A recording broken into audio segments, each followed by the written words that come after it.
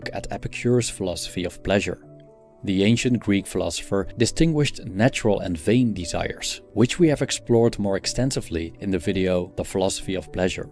Epicurus distinguishes between necessary and unnecessary natural desires.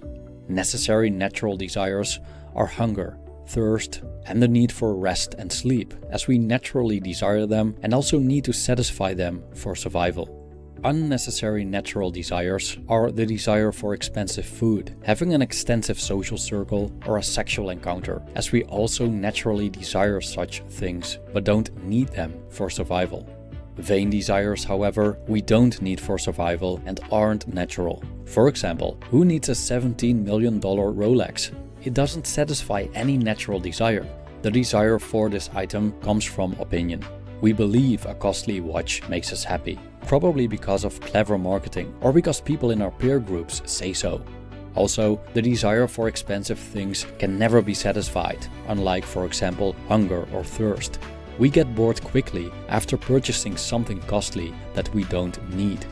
There's also no natural limit to such pleasures, so we tend to crave more after we obtain them.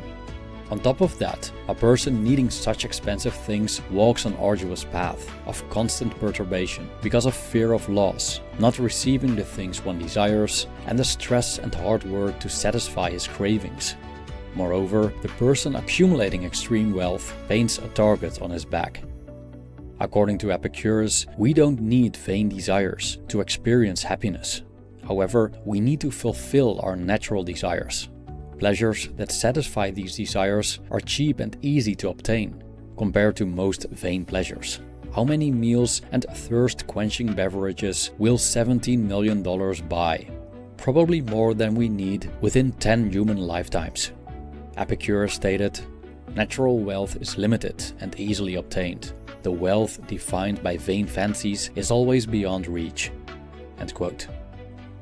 Even though the example of the $17 million Rolex is extreme, Epicurus' underlying lesson is that happiness does not ensue by adding to one's riches, but by keeping one's desires fulfilled, and that the ultimate shortcut to keeping one's desires fulfilled is keeping them limited and easily satiable. Therefore,